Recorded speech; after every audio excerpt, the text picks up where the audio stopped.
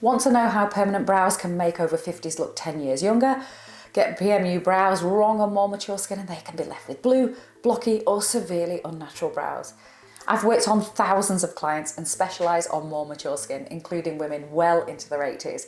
And there's a few rules I've created to treat this group of women that get perfect natural results no matter your age.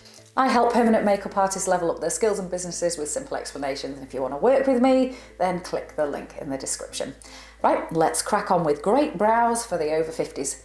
Why do I want to look after the over 50s specifically? I've invested my time and knowledge in this group of people, well, because I nearly am one. I'm nearly 49 and they need our help more than any other age group.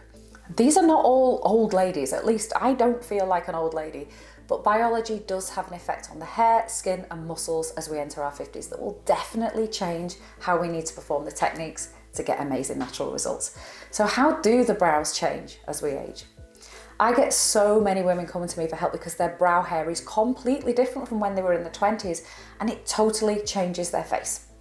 As we hit perimenopause and menopause, our hair growth changes dramatically.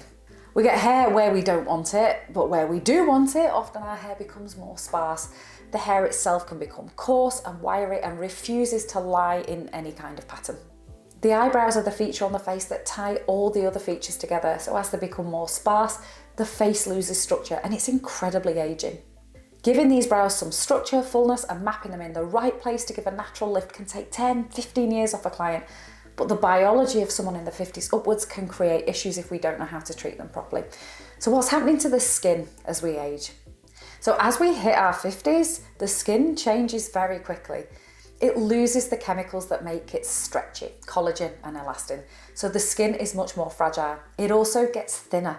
And this changes how the pigment appears in the skin once it's healed, making it look cooler. The thinner skin also grabs onto pigment faster, which can lead to oversaturated brows very quickly. So I'll tell you how we can deal with this effectively to still get incredible natural results in a moment. But we also need to look at how the muscles change in the skin as we age, because that massively affects the shape of the brows. Matte brows correctly on a more mature face and it's like you've performed facial surgery. It's honestly like a facelift.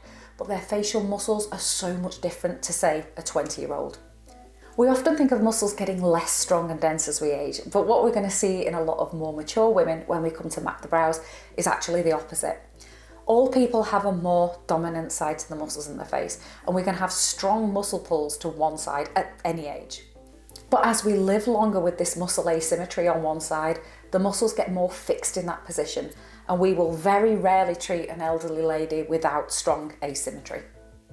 The muscles literally stay in the dominant position and it makes it really hard to map symmetrical brows. When I'm mapping people with a strong pull to one side, I always make them close their eyes while I get the points mapped on that I don't need the pupil for. And I'll keep telling them to relax. As soon as they look at me again, the muscle will lift. I've been known to literally smooth down the forehead while their eyes are closed because the muscles are so used to staying pulled up on one side. If the asymmetry is there all the time, trying to map totally symmetrical brows is like trying to put up a straight picture on a wonky wall and it's going to look so wrong and unnatural. So I will also not try to get full brow symmetry. I can easily map my horizontal lines on a slight diagonal angle to make sure that the end shape fits as much of the natural brow as possible. Being asymmetrical will look more symmetrical. So that's the mapping sorted. So what do we have to consider when we're choosing a technique?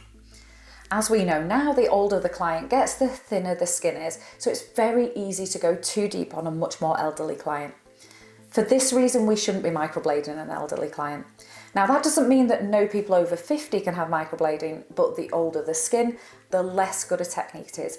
We'll need to assess case by case. If the client really wants hair strokes, then machine hair strokes are more appropriate, but we'll still need to be careful with depth with very small needles. A shading stroke rather than etching or line pulling may be better. If the client is in their 70s or 80s, then I only ever use an ombre because this is the least traumatic technique, but I'll also change the needle that I use. Liner needles are tightly packed together and therefore sharper. They're much more likely to tear the skin or go too deep and puncture the dermis, causing a blowout. Shader needles, on the other hand, are less tightly grouped together. This spreads the pressure out like a snowshoe, and as a snowshoe means you won't sink too deep into the snow, then a shader needle means they're much less likely to go too deep and pierce the dermis. I'll often use a 3RS or a 5RS on elderly skin. This means that the colour will be implanted in the right layer so it doesn't end up looking too cool. But it's not just the technique that can have a long-lasting effect on the colour of the brows. The choice of pigment is really important in more mature skin too. As the skin gets thinner, it can grab onto more pigment, very easily oversaturating it. Also, the skin is much thinner. When the pigment is closer to the vascular system, it looks cooler. So we need to make sure our pigment choice factors this in. If we go for a strong carbon-based pigment, they tend to age cool and bluish. The thinner skin will also make the pigment look cooler too. Also, carbon-heavy pigments go into the skin really easily, so it's really easy to oversaturate. If we pick the wrong pigment, especially if we combine it with the wrong technique for the skin, then the results will be blurry, blue, permanent brows. For this reason, I only work with mineral-based inorganic pigments on more mature skin.